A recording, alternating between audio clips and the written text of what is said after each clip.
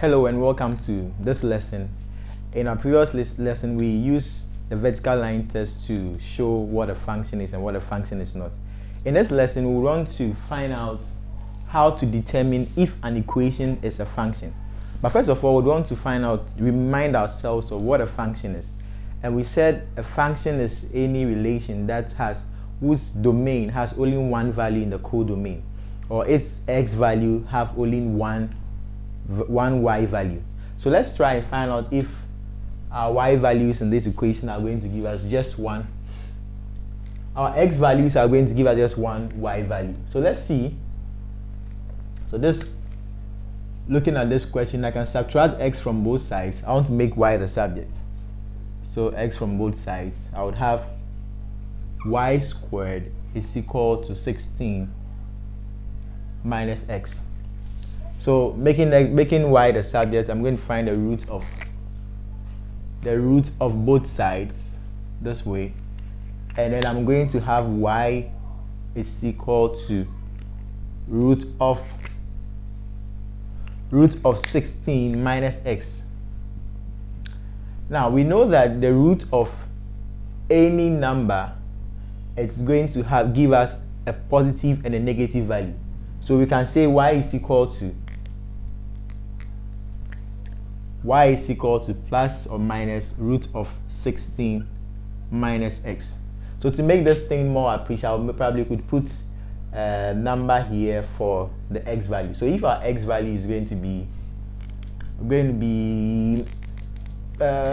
12. So sorry, if our x value is going to be 12, so let x is equal to 12.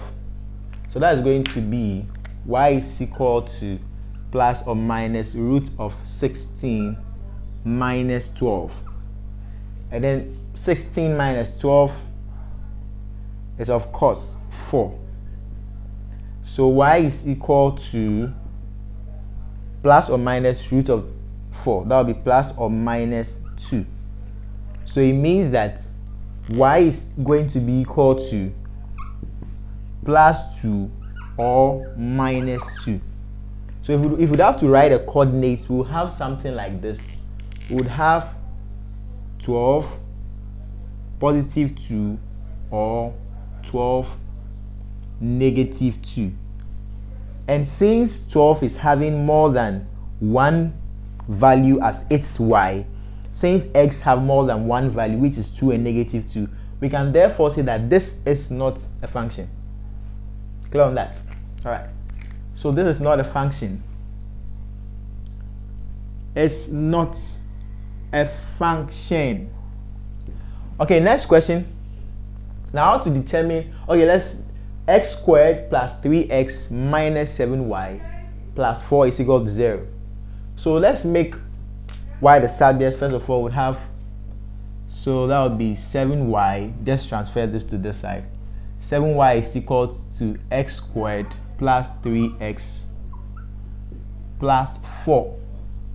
So dividing both sides by 1/7. So that would be 1/7. 1/7 times 7y equal to 1/7, and then x squared plus 3x plus 4. So this alone, when we find 1/7 of 7y, we are going to have 7y is equal to 1/7 x squared plus 3x plus 4. So let's get a suitable value to represent a suitable value for x.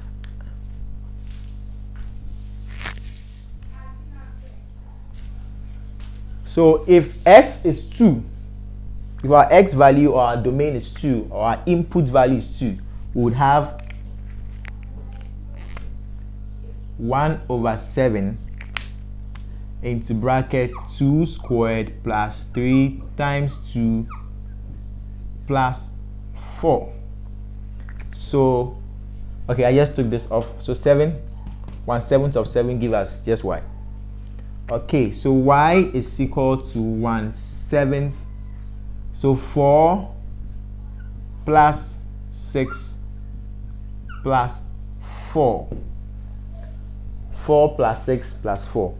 So of course y is going to be 1 over 7. 10 plus 4 is 14. So y is equal to 1/7. So 1/7 of 14, which of course is going to be 2. So therefore y is equal to 2. And from what we can see here, the x value 2, the x value we use here, we use an x value of 2. So let x be equal to 2. So when we input 2 as our x value, the only y value that came out is 2, as compared to the previous question where we inputted an x value of 12 and we came up with 2 other y values. So this is not a function and this is a function. I hope that's clear. All right, so this is a function.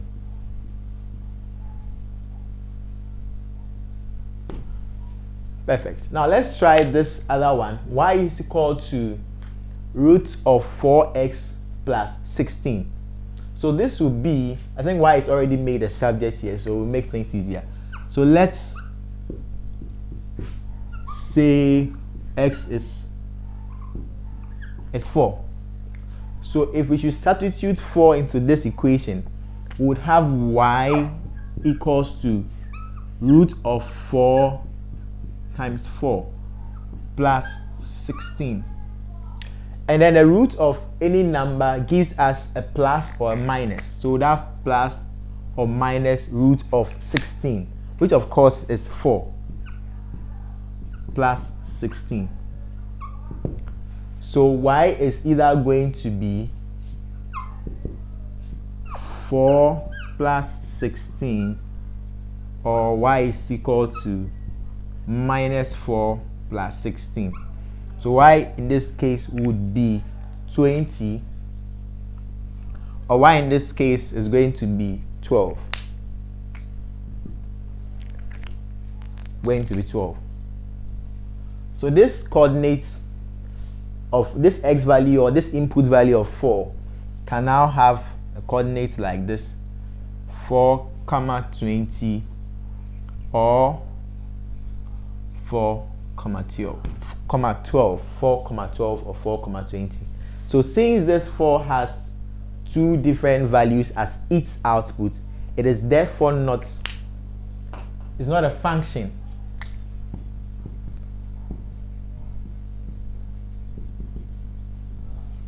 So not a function. This is a function, and this is also not a function. So thank you for being a part of this lesson. We'll go to other ways you could also tell whether some relations are functions or not. So catch you in the next lesson. Bye.